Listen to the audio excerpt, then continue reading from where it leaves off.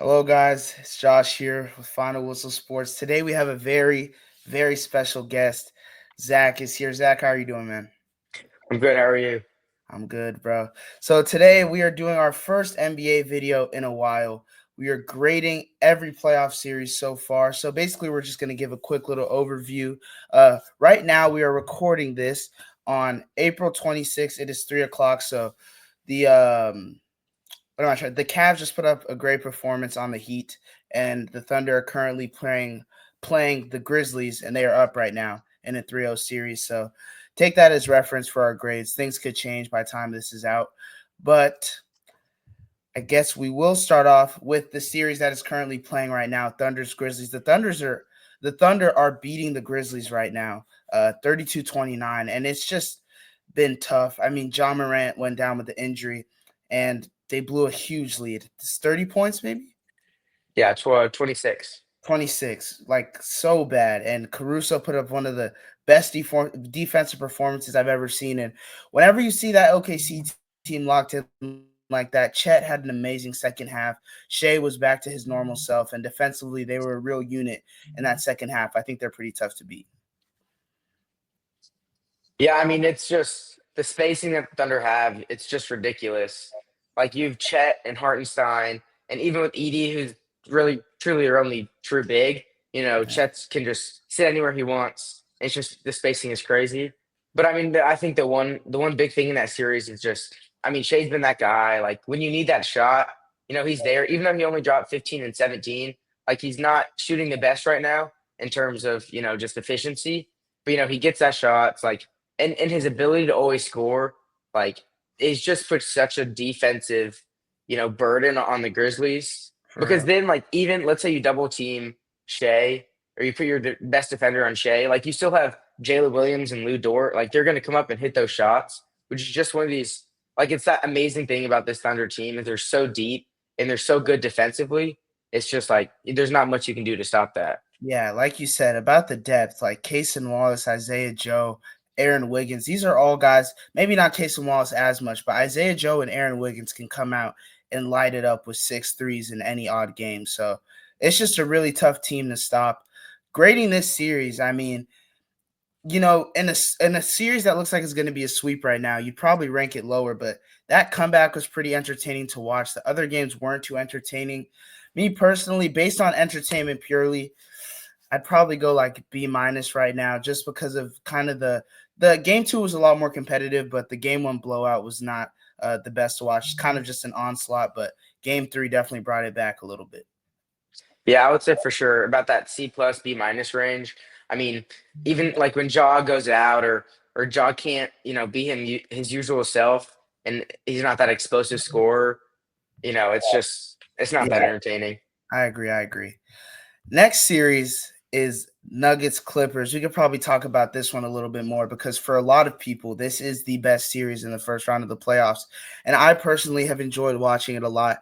In game three, I mean, James Harden, he didn't maybe have the volume scoring that much, but he was so effective. His ability to create offense is really like no other. His handle, it's like, he's going to get a good look at his shot, or he's getting to the rim, creating for someone else.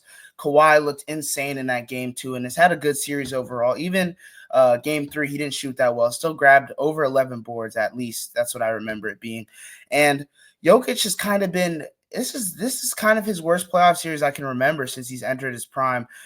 It's been highly talked about. Zubats, excuse me, is the best Jokic defender in the NBA, and even Ben Simmons has been giving them decent defensive minutes on Jokic. I just feel like this series has a lot of potential still. Even like the Nuggets are they're showing their worst right now, in my opinion. I think they definitely have a lot of room to grow.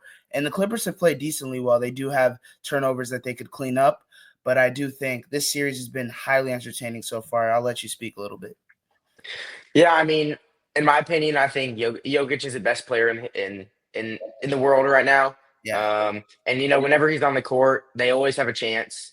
Like you can never count them out. It's the same with the Warriors, which we'll get in later. But he is just so skilled offensively. Like you can never count him out. Even if they go up, 3-1, I still think they can come back. It's just Yeah. one of those things. And I think the biggest thing in the series um, is the Nuggets backcourt, with Jamal Murray and Michael Porter Jr. If one of them has a bad day, you kind of always have that second option. But I think Michael Porter Jr. is kind of that determining factor in the Yeah, series for sure. because the Clippers are like they're just such a good basketball organization and they're such a good team. And so when you have, pretty much your primary 3-point shooter and Michael Porter Jr., and if he's not hitting those shots, you're over because the Clippers are such a good 3-point team. Yeah, I do agree. Maybe we could add a little something. We could also predict the series. I think for Thunder's Grizzlies, we probably have that both being a sweep now that John Moran is out. But now for my grade and prediction for this series, I'm probably going grade so far outside of the last game, maybe just because the Clippers kind of ran away with it, but it was still fun to watch. I'd give this series an A so far for sure. And my prediction, I really do think it's Clippers in 7 for me. Clippers in 7 for me. That's what I go with. Yeah, I mean, I give it an A plus. I think it's going to be one of the best series in the playoffs. It's just these two teams that are incredible. They both have immense talent on their team, and I mean, choosing one it's so hard. They're both incredible teams, but I think I also have to go Clippers in 7. Yeah. That's fair. I definitely agree with you there. Next up, another incredible series. This one we could talk about a lot of different things. Timberwolves Lakers. I mean, any series with LeBron, Luka, and Anthony Edwards in it is going to be box office, and it's definitely delivered so far. Game 1 was amazing to watch, in my opinion. Game 2, Luka went off. Game 3, Ant and LeBron were going at it, and Ant just kind of was just better down the stretch than LeBron. LeBron had that 3 where he hit the side of the backboard. That was pretty Yeah, ugly. But yeah, and down the stretch of this game, and Jaden McDaniels. Jaden McDaniels is really an X factor for this team. The more I watch of Jaden McDaniels, I really do think like Minnesota maybe didn't make the wrong decision moving Cat. I mean, I still don't agree with it completely, but Julius Randle this has definitely been the best series of his career. He's given them decent minutes. I do think like this Minnesota team could be scary because of the defense that they play. Anthony Edwards, while Luka was sick, he was not having trouble staying in front of Luka. And I just think, I don't know, he was special down the stretch in that fourth quarter last night. It was pretty crazy to watch. But yeah, this series has a lot of firepower, a lot of star power. I do think that we could be going all the way to 7 with this one. yeah. I mean, for sure, I think it's going to be a 7-game series. I mean, we just see Ant taking over these games. Like that's one of the things that determines what a championship team is. It's that one guy you can go to down the stretch, and I think that last game, Game 3, just proves that Ant is that guy, and he can't do that. But I mean, but then you watch the Lakers and you see, in that Game 3, Luca hits this crazy turnaround 3, falling out of bounds Mhm. to cut the game to 1, and it's just like, how can you not be that guy? And then you see LeBron James, they're down what, 11 or 12, and then he hits those three threes in a Yeah, row to cut it down to 2, and it's like you just have these two crazy guys who can hit those games down the stretch. But I mean, what personally my favorite part of that series was just watching Nas Reed and seeing yeah. Nas Reed grow and develop Fantastic. into this amazing player. Yeah, He's fantastic. I mean, there's a lot of conversations about this series. The points in the paint that the Lakers have been giving up is a real concern. And that was a question for me, right? Jackson Hayes, after the Anthony Davis trade, I'm not going to say he was great, but he was playing serviceable minutes. But with someone like JJ Redick or just really any coach in the NBA, how many minutes was Jackson Hayes really going to play in the playoffs? And we've seen that he's really not playing that much. And they've struggled. The lack of size is killing them a little bit. And I feel like the Timberwolves plan offensively down the stretch has been working pretty well. I feel like Julius Randle has just now gotten it in his mind that he does not need to be the guy that has the ball down the stretch, and he's been able to just move and let Anthony Edwards work because that's what this team needs. They don't need Julius Randle trying to take the ball off of Anthony Edwards. It's 2025. So, yeah, I've been pleasantly surprised with the Timberwolves in this series. I thought it was going to be the Lakers would show more and they'd be more separated, but the size was always a concern. And when Jaden McDaniels is hitting like he was last night, had 30 last night, when he's hitting like that, this Timberwolves team is really scary to watch. yeah. And I mean, it's just like we see LeBron hit 38 points, need 40, and it's just ridiculous. But I think at the end of last night's game in Game 3, we see Jackson Hayes and Rui Hachimura. and Ant's driving in for that easy layup. They're up 3. It's if you get a stop, it's only one possession a game. And then Yeah. Jackson Hayes just moves out of the way and gives Ant that free layup. Like, one, what are you doing? Because now it's a 2 possession game with a minute and a half left, and you're in a much worse spot than you are Yeah. 5 seconds ago. Yeah, I definitely agree. For grade and prediction, I am probably going with this one's tough. I think I'll go with Lakers in 7. If Luka can get healthy, I think they come out of this series alive. Let me see. Do you know what side of the bracket they're on? I don't know who they. They are. Let's see. I have it pulled up. Wait, no, I don't. Let me see. They are gonna play Golden State after this. Golden State. Okay, they're gonna play Golden State or the Rockets after this. I don't know. I think the Lakers could definitely beat both of those teams, but I don't know. It's kind of interesting to see. I think I'll go with Lakers in 7, but the Timberwolves are. I'm very subject to my mind being changed. Just that game 3 definitely moved me, and Jaden McDaniels is my X factor for this series. But to grade this series, I would also give this one an A so far. Yeah, I think an A plus, that range. It's Yeah, it's been such an entertaining series, and it's I want tough. to go Lakers. I want to go Lakers in 7, and I will. But I also think that last night's game was not the best, Yeah. especially from the defensive side of the Lakers. Even though we saw those 2 good stops by Luka and LeBron, but I think Lakers in 7. Yeah, I definitely like that. That was the worst because regardless of the media narrative, I've really been watching the Lakers a lot, and I feel like Luka's playing some of the best defense of his career, but last night was a huge step back. Stats reflect that too. I think the Yeah. Lakers have one of the best defensive ratings in the league with Luka on the floor, but it's just last night maybe the sickness was getting to him a little bit, and he definitely seemed like he was in a bit of a mood. Next series is a big one for the both of us. As you're a Rockets fan, I'm a Warriors fan. I didn't want to talk to you at school the other day, but it is what it is. Rockets Warriors. I mean, this has been an interesting series for me personally. The refereeing has been very questionable. We saw that clip of I forgot who it was.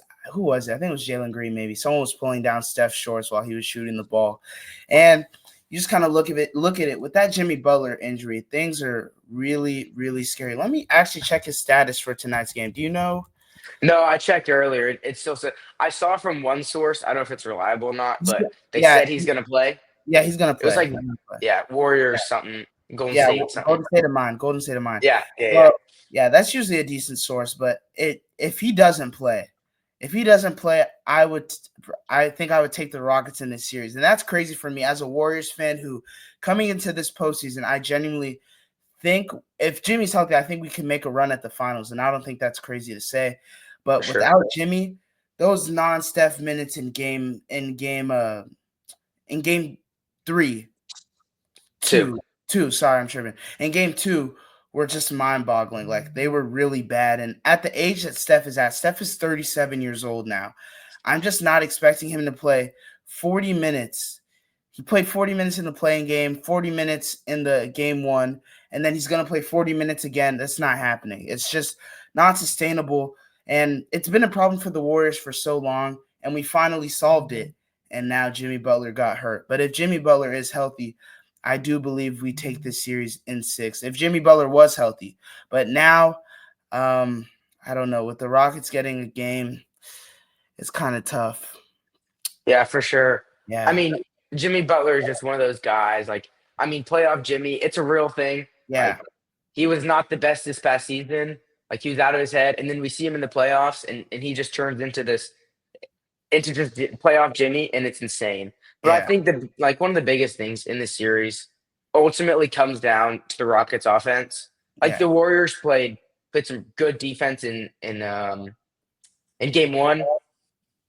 The thing is, their defense is not as good, or like their defense wasn't enough to have stopped the game. Like, the only reason the Rockets lost game 1 ultimately was their offense. We see Fred and Jalen combined for 7 for 34 from the field and like 2 for 19 from 3. It's ridiculous. But then we see Jalen Green get 38 in game 2. And Do you with think Jimmy out, do you think he what? has that in him again though? Do you think he can drop 38 again in this series? I mean, I think he can. Do I think he will? No. Uh, I mean, but it ultimately comes down to like Jimmy Butler is the X factor in this series. Yeah. Because whether he plays tonight or not, he's going to be on minutes restriction. That Yeah, pelvic is not a light injury to for take. sure. And just especially the depth the Rockets have. Like in game one, we see Jabari go 100% from the field, and we Amazing see game. Sengun dominating the post. And we honestly just got like the Rockets got outcoached game one. Like Yeah. that's simply all it was. Just you know, you see Sengun and Jabari getting hot, and then you just keep passing the ball to Fred and Jalen. It's like, what are you doing? But Yeah. then game two comes around, we fix that. You know, Sengun's playing more of a Jokic-esque role. Like he dominated the paint for the first 15 minutes, and then he just passed it to Jalen, and Yeah. he's just playing this playmaking ability. But the defense from the Houston Rockets, I mean, it's so tough to stop, and especially without Jimmy, like there's not much the Warriors can do in that. Yeah. It was really physical. I thought there was definitely some missed calls on Steph, and I don't think you can deny that.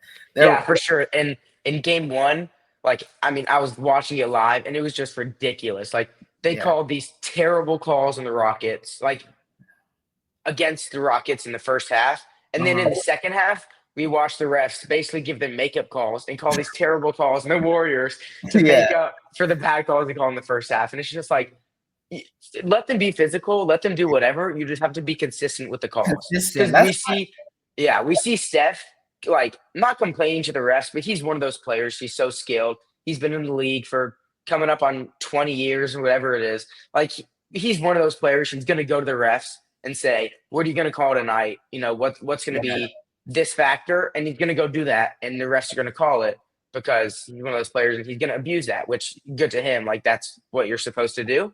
But then when the refs don't call those calls, like it's bad refing at that point. There was just some instances in that last game where I was just like, it's tough to overcome. It's especially whenever you're the only person on the court that can create. I can understand his frustration, but yeah, for this series so far, I would probably give it as a Warriors fan. I'd probably be in the A-B+ range. I'll probably go A- because Jalen Green was electric in that last game. Very exciting to watch. But yeah, prediction wise, I probably will go Warriors in 7 if Jimmy's healthy for the rest of the series. I'm assuming that tonight is going to be more of an adjustment process, but once he gets back to his best, I think the Warriors will take this series just because once those non-Steph minutes are solved, I feel like we're pretty hard to stop. Yeah, for sure. I mean, I think it depends on what type of basketball you like.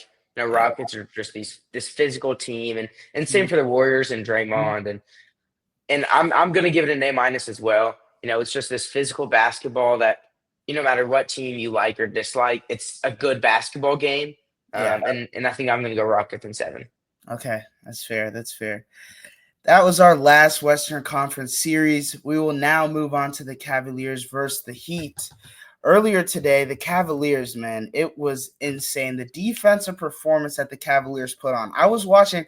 Evan Mobley won the Defensive Player of the Year, and he came out tonight and justified that he should have won it, which as a Warriors fan, I'm completely happy. I think Draymond Dyson and Evan Mobley were all deserving winners, and I think there's everything is good. I'm glad that Evan Mobley won it. And tonight, man, sitting on Tyler Hero on the perimeter, ripping him, getting steals. I watched Jared Allen sit in front of Tyler Hero and lock him up. Like I mean, I know that the Cavs could do this, but they haven't showed this yet in the playoffs. There have been some close games where the Heat just kind of stick around, but that defensive performance, they were such a unit. Without Darius Garland, they destroyed the Heat. They had no problems offensively, and the defense was stifling. I mean, the Heat scored 87 points. They never scored over 25 points in a quarter. I mean, they were just fantastic defensively. And you just look at the depth of this team. You have Ty Jerome coming off the bench. Darius Garland is out. Ty Jerome comes off the bench and gives you 13 and 11. DeAndre Hunter knocking down threes, playing a great game, giving you 21 points. Donovan Mitchell scored 13 points in a game where Darius Garland was out, and they won by 27 or 37. Sorry, 37. They won by 37 when Donovan Mitchell scored 13 points and Darius Garland was out. So I just think that is very indicative of who this Cavaliers team are. and I think that I think they can beat the Celtics now. Watching that performance was very moving for me. Yeah, for sure. I mean, the depth of that team is ridiculous, and especially their defense. It's. I mean, as a Rockets fan, I'm going to say we have one of the best defenses in the league, and this team, it's just their defense is on par, if not maybe even better. Evan Mobley is just when you have a guy that can guard everywhere on the floor, it's like a Men Thompson. I mean, there's nothing you can do, like Yeah, especially defensively. And Cleveland's, I'll say balanced attack. They can score from anywhere. They can shoot. They have a mid range. They have two great post players, and it's yeah. just if you're the Heat, you have Bam and Tyler Hero, like those are your best two players. You don't really have you don't have anyone else. Like you have Yeah. other people, sure, but you don't have those. Andrew Wiggins is not the Andrew Wiggins of old in this Yeah, series. He's been really it's poor. just yeah. And I mean, Tyler Hero, he's just this pest. He's gonna knock down those threes. He's gonna Yeah. drive in, and it's just. But with the oh my god, with the defensive ability from the Cavs, there's nothing you can do to stop that. And we see them win 124-87. Like their offense is amazing, their defense is amazing. I think they have a good shot at going to the finals. Yeah, and just even expanding on what you said, like the versatility of their offensive game. Usually we see them play a lot more on the perimeter, maybe a few more like roll looks for Mobley plays a lot more on the perimeter now with the hire of Kenny Atkinson, but we see more just like rolling looks for the bigs, not like touches. But tonight, Jared Allen was getting touches and he was executing 22-9 for Jared Allen in 26 minutes. I think the way this Cavs team was executing and firing on all cylinders, their defense was such a unit. They were all moving together. I really do think they have a shot at beating the Celtics just because of how fun it's been to watch the Cavs, even though it hasn't been particularly close. I would probably give this series like a B plus, something like that, just because, I mean, they are up 3-0 and the games haven't been all that close all the time. But, I mean, the Cavs have been super fun to watch this playoffs, and I do think they are a serious threat to the Celtics' throne in the Eastern Conference. Yeah, for sure. And I mean, I think we definitely see that too. And without Jimmy Butler, like they don't have that one guy at the end of the games. Yeah, So I think that's personally going to affect my score of the how fun the games are to watch. Because I think one of the best parts is watching that go-to guy at the end of the game knock yeah, down those shots and score those buckets. And when the Heat, they don't have Jimmy Butler anymore, they don't really have that guy like Bam or yeah. Tyler Hero. Like Hero it's not. did a solid job game 2, I think, but Yeah, it ended up not being enough. So you have a yeah. good point there. And so I'm gonna go. I mean, I want to go Cleveland in 4, um, but I'll be optimistic and go Cleveland in 5 just because. I mean, I hate Tyler Hero, especially with the thing with Ben Thompson. Yeah. But I'm gonna go. I'm gonna go Cleveland in 5. I believe in the Heat. I think Eric Spoelstra is one of the best coaches in the league. But I think as a term of rating, I'm gonna go B minus. Yeah. My prediction is probably going to be Cleveland in 4, just because like for Darius Garland to be out and they win by 37, it's just like Yeah, that was such a crazy showing. I think I'll go with the sweep. Next series has been one of the most contentious ones, very very feisty. Pacers Bucks, and the Bucks were just able to grab their first win of the series last night. Very stout performance again from Giannis. Giannis has been almost perfect this series, and Gary Trent with the 37 bomb. I mean, that was unforeseen, but Damian Lillard has been so poor since he's come back, and I don't really want to attack him like that because that's a serious injury, and I'm just glad he's back on the court because the league is better when Damian Lillard's on the court, but you know, it's just an interesting thing with the Bucks for me. I just feel like, what can the Bucks really do at this point? The Bucks aren't winning the championship. They're down 2-1 yeah, to an Indiana team that just plays too fast for them. And I really see this series going like Pacers in 6, maybe 7, but I don't really see the Bucks winning this series. Is Gary Trent going to drop 37 again? No. And Damian Lillard just doesn't look like himself after this blood clot issue. And Kyle Kuzma sucks. Me yeah, and you had an argument about this. You're trying to tell me that Kyle Kuzma is going to be good for the Bucks. He's awful. It's just when you think about this, you just gave up AJ Johnson, who showed several flashes on the Wizards, and Chris Middleton can give you 9 points, 3 rebounds, and 2 assists. Chris Middleton will never give you 0, 0, 0, 0, and 0 ever. Yeah. So that trade just feels completely pointless now. Now the Wizards have a young guard in AJ Johnson who's very exciting.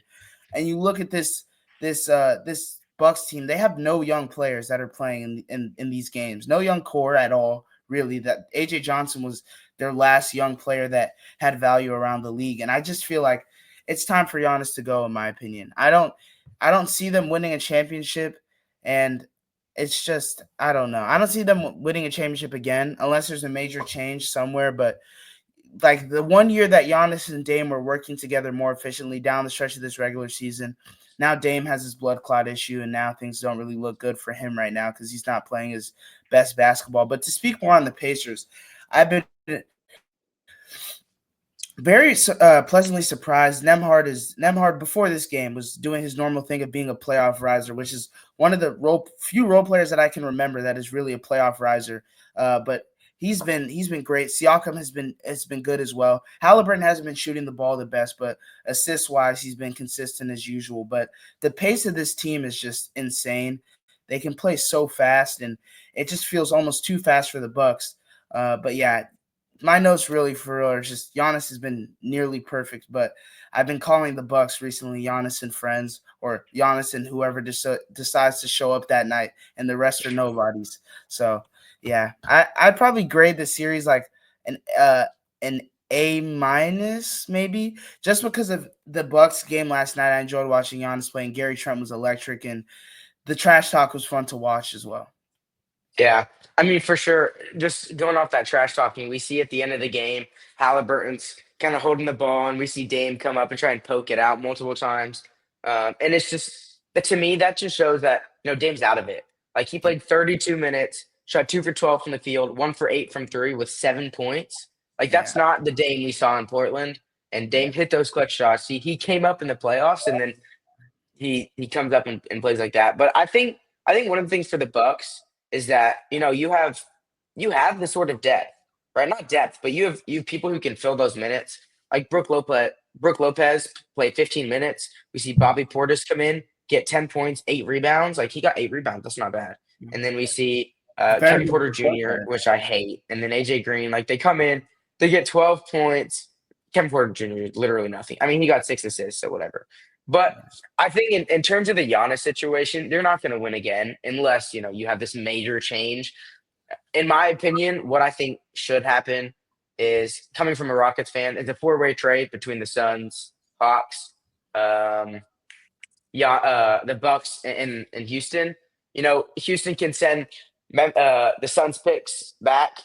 Suns can give us something back, and then we get Trey Young, and they give something to the Hawks. And then what I think honestly is a very skilled front court in Zachary Sheirr and Giannis. Like if Giannis goes to the Hawks, you have Dyson Daniels, Giannis, Zachary Sheirr, and like probably Fred VanVleet, who sucks on that team.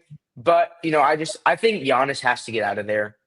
He's Yeah, not winning another championship unless you want to say like he wants to retire there and get a statue, whatever. Like he did bring them a championship and an MVP.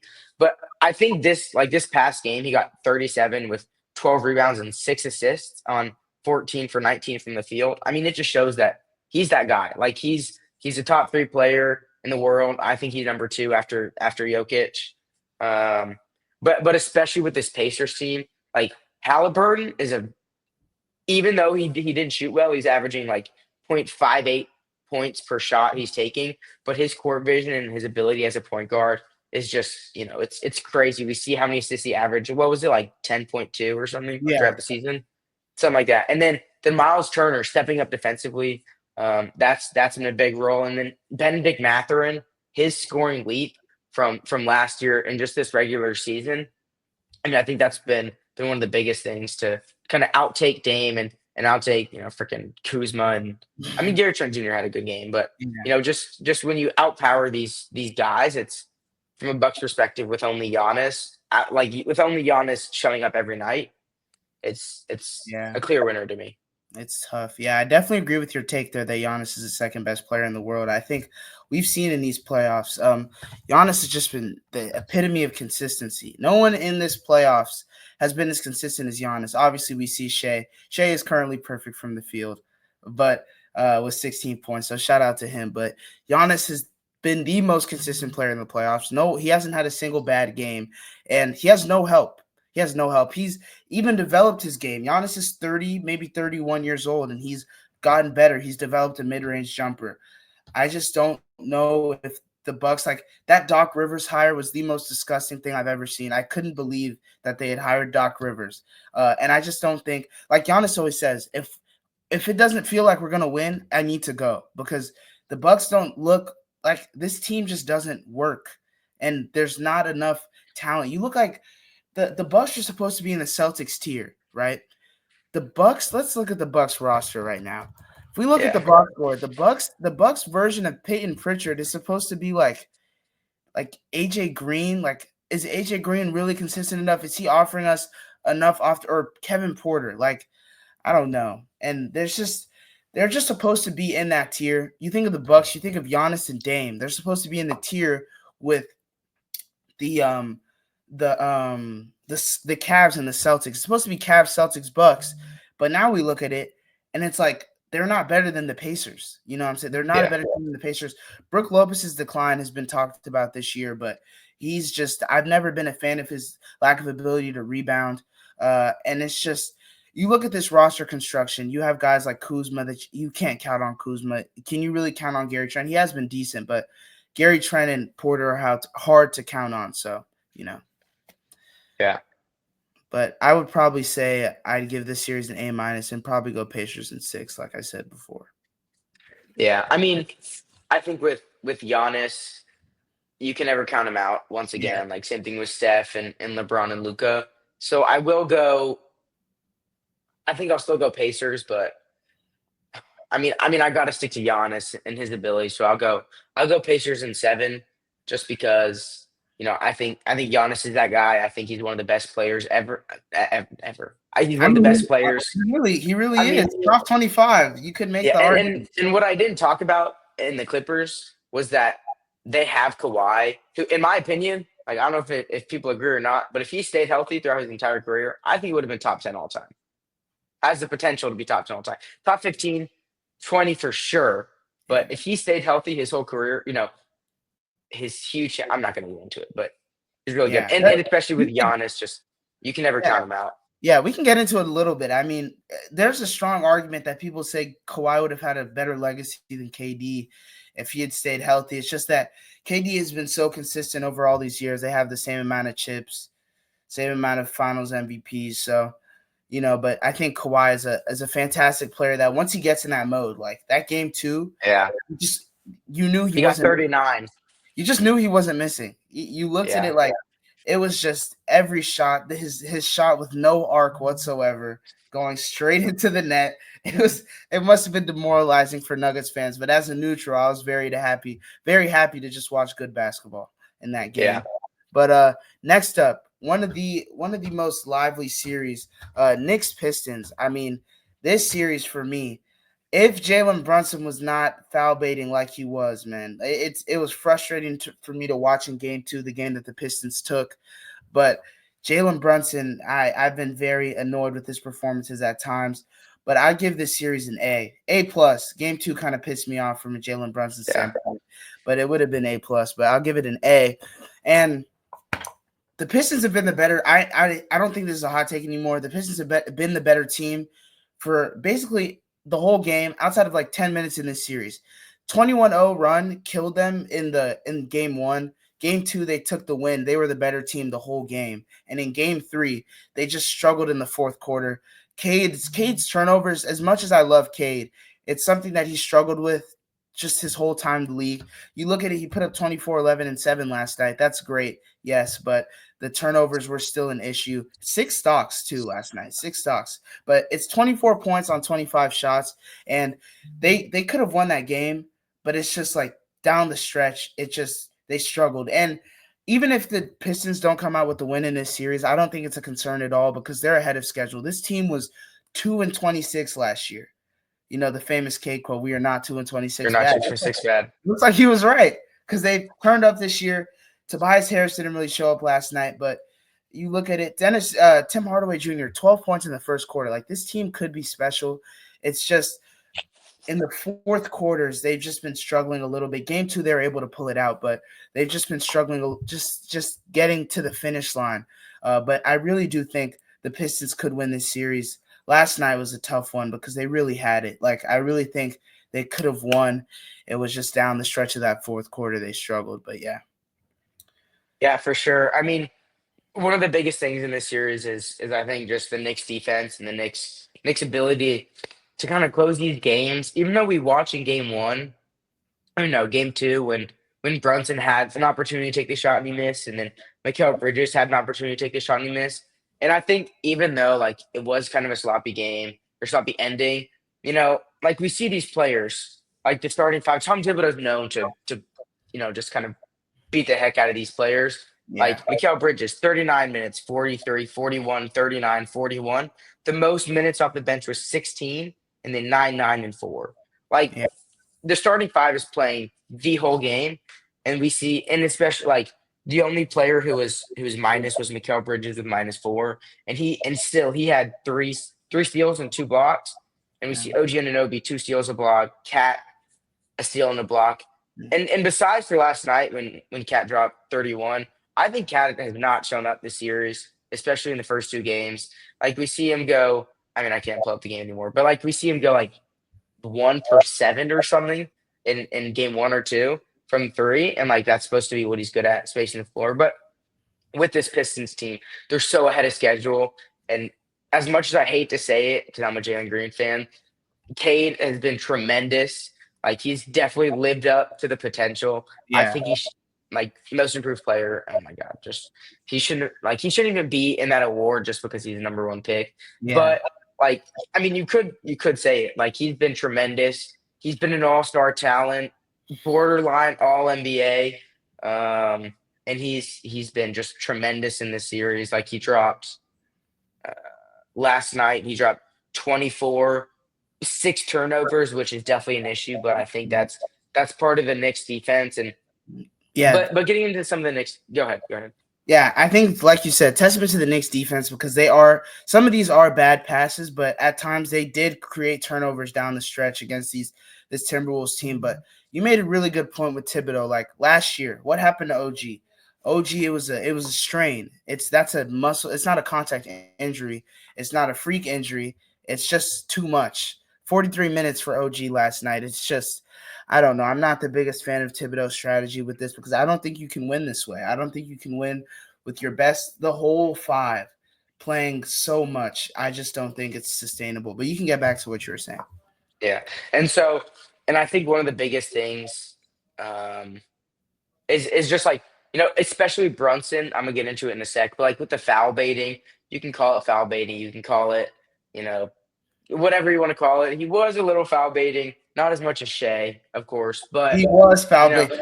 I'm telling you, but that game two was worse than anything I've yeah, seen Jay yeah. do, man. That was I mean, bad. like he's allowing these contacts, he's getting these fouls, and we see Tobias Harris 5 fouls, Asar 4, Tim Hardaway 4, Jalen Duren 5, Cade 4. Like when you're in such a such a tough spot in the Pistons as a young team coming up as your first playoff, you just can't allow these fouls to take over. Which we see the same thing in the Rockets. Like it's a young team with no playoff experience. Like players are going to draw these fouls that they're not in the regular season because they care more and they're going to put more effort into it. And so these fouls are going to get called more, even if they're aggressive fouls. And it's just something the Pistons need to be aware of is like staying out of those kind of foul opportunities and because we see those like all those free throws taken by the Knicks, like Jalen Brunson had 11, Cat had 7, and then we see the Pistons who had the most free throws was Holland who had 6, Yeah. and it's just with those and you only lose by 2, so Yeah. especially in those situations you just can't give up those easy fouls to allow them to have those easy shots. Yeah. I definitely agree. And it's been sad for me because Jalen Brunson has definitely gotten to Sarr sometimes, kind of tricking him, and it's just his impact has been so limited because JB can't really keep him on the floor because he's getting into foul trouble early. We saw him in game 2, he fouled out entirely, and he's played like game 3, he played 18 minutes, and they need that defense. They need that athleticism on the floor because the Knicks have a lot of guys that can score off the dribble, and they need him on the floor, and hopefully they can get those fouls figured out. But I do think that the Pistons can win this series. Me personally, like I said earlier, it's really been runs in the fourth quarter that have got the Knicks up 2-1 in this series. And I know I said it. I said it to my dad after game 1. I said 21-0 run isn't going to happen again. Like the Pistons will start to close better. But at the end of the day, I can't forget that they're young. I'll probably go Pistons in 7 just because I think that the Pistons have been the better team for majority of the series. But yeah, grading it, I definitely give it an A for sure. It's been very entertaining to watch. Yeah. I mean, I think I'm gonna go Knicks in 6, just because they just beat them in Detroit, and then they play. I mean, again, they played in Detroit again, and then they come back to New York, and Yeah. so I think like if we assume they lose the game in Detroit, this next game in Detroit, they're gonna win the one back in the Garden, and then that puts them at 3-2, and then I think they have the ability to win that next game in Detroit, especially with foul trouble and you know I think Tom Thibodeau is a good coach. Whether I agree with the strategies of just beating players or not, like he's a good coach. He's been in the league forever, and I think that he's going to create a strategy to take advantage of this, and I think that's what's going to give him the edge. Yeah, But I think my rating is going to be. I mean, it's been such a good series, so I think I'll go A minus. yeah, that's fair for sure. I could definitely see this one going either way. But lastly, Celtics Magic, and this one was looking like almost like a Grizzlies Thunder kind of situation until last night. Jason Tatum came back, and the Magic were able to get the win. They played a fantastic defensive game. I mean, the Magic are they're like I think they're a top 5 or 4 defense in the NBA. I'm not sure what number it is, but they really stifled the Celtics offense outside of Jason Tatum. No one else was really able to get to those spots, and Jason Tatum looked pretty good coming off of that wrist injury, but it's it's just the Magic's defense, and I think the Magic are really in a golden situation. Like, what other team has 2 young guys, right? 2 guys in their second and third and fourth year, right? That can give you 29 and 32 against the reigning champions, right? I'm trying to think. There's no one. There's no other team in the league that has that. And you look at the roster construction around him, around those 2, and it's KCP. KCP is the biggest superstar merchant I've ever seen. If this guy doesn't have a top 5 passer of all time playing beside him, he becomes a non-factor. Last night, 0 points in 32 minutes. This was supposed to be the person that, spacing has always been a problem for the Magic, and Suggs was a good shooter last year, but this year he dropped, kind of regressed to the mean, like 33%. I'm guessing we could probably project him at 35% for the rest of his career. And you're supposed to add KCP. He's going to add to the defense that's already stout, right? But he's supposed to be that shooting. KCP was like a 40% guy with the Nuggets. Even that would carry into the playoffs as well. We saw the finals that he had. But it's been super disappointing. And with Paolo Banchero and Franz Wagner on your roster, you have Corey Joseph playing 28 minutes in a playoff game in 2025. It's just ridiculous to me. Their spacing is so atrocious. They are a bottom 3 offense in the NBA.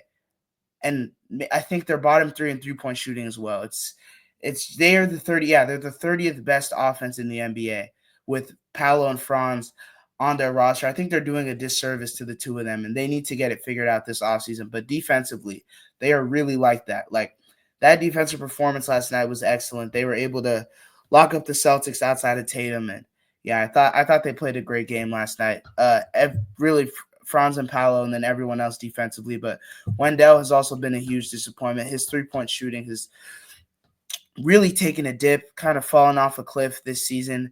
Went from 37% last season to, can you guess what he's at this season? What? 23%. So 14% drop. It's not really ideal. So I'll let you go ahead and Yeah, so I mean, you did a great job about last night's game. It's ridiculous how skilled the Magic are defensively. And especially like at the end of the stretch, we see Paolo's and Fran's ability to kind of take over at the end of the game. But I think one of the just game one, like I thought this series was going to be a blowout.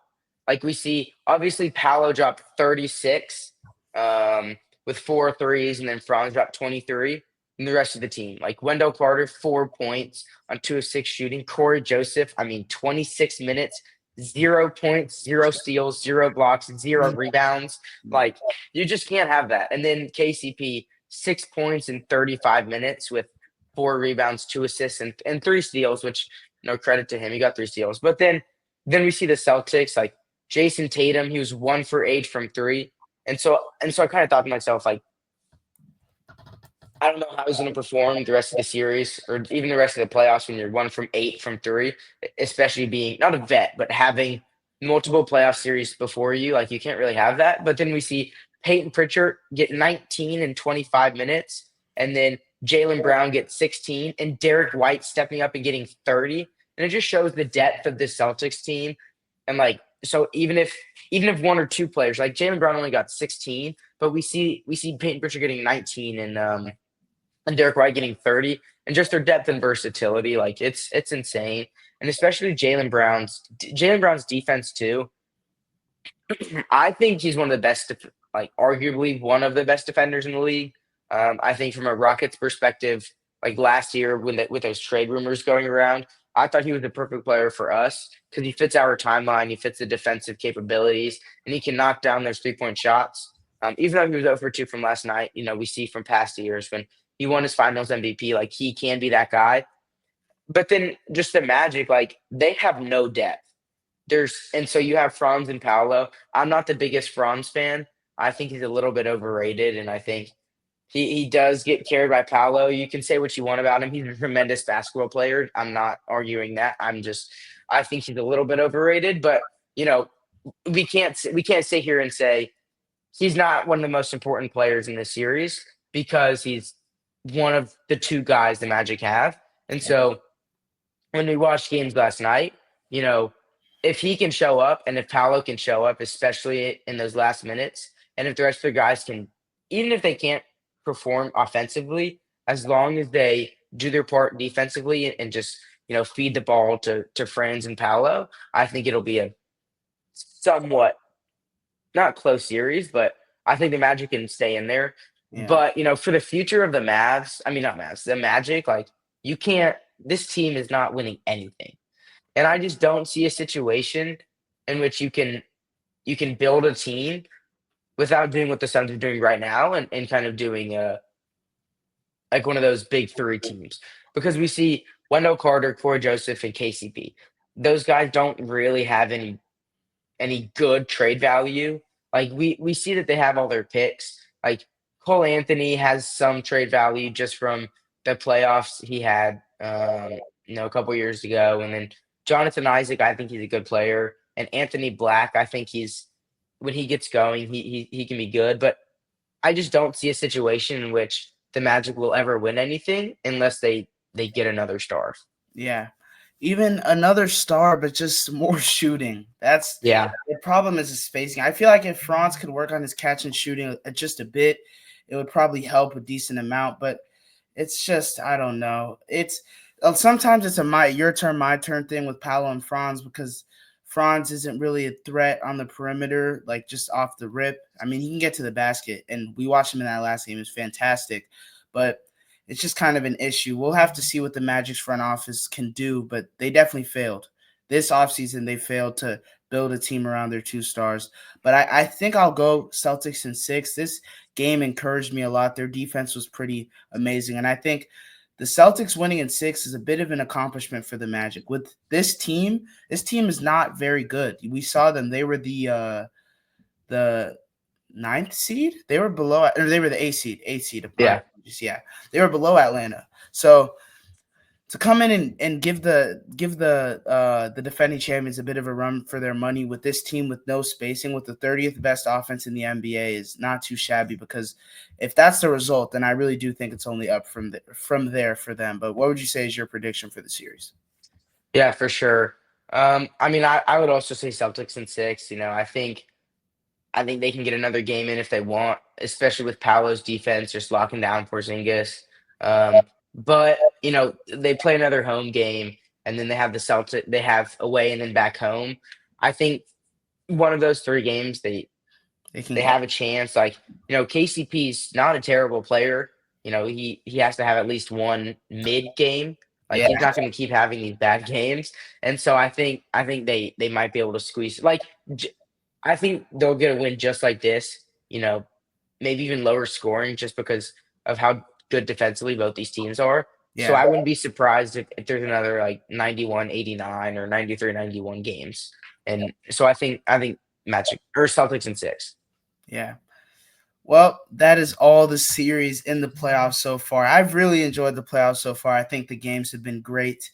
But yeah, hopefully we'll have some more NBA content for you guys going forward, and Zach will be more of a permanent fixture. But we'll see. But yeah, hopefully we can get the playback going, which is something where you guys can come on and talk hoops with us or talk football with us, do some streams for some games there.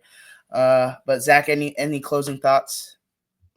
No, I just think that I mean, if you had to ask me who's in the finals based off what we've seen so far, it's hard not to say Thunder, but I'm gonna go Clippers. I'm Wow. gonna go I'm gonna go Clippers Okay. Celtics. Like we see we see the Thunder. They're such a good team. I don't like Shea. I think Shea's overrated. Say what you want. He's might win MVP, which he shouldn't, but he might. But we see Kawhi, he drops 39, and then we see James Harden, who's well. See, now it's hard because James Harden can't perform in deep in the playoffs. Like we Yeah. see him with the Rockets go 0 for 27. They put a graphic on the television. It was like most Rockets with 30 plus points or most 30-point plus games, and James Harden only had 3. That is Yeah, disgusting. he is. I mean, but you watch him throughout the Rockets career, through his Rockets career in the first round, and he is amazing. Like he knocks down those final shots in the game, Yeah. and then you go to the second round or like the conference finals, and he plays the Warriors, and he's literally does nothing. Yeah. Like when Chris Paul was on that team, it was 99% Chris Paul and 1% PJ Tucker. Like Yeah. he did nothing. Yeah. But yeah, that'll do it for our grading the first round series so far. I had a lot of fun doing this, Zach. Thank you for coming on. Hopefully we'll be more consistent with the NBA content. Thank you guys for watching if you made it all the way here, and we'll see you guys in the next one.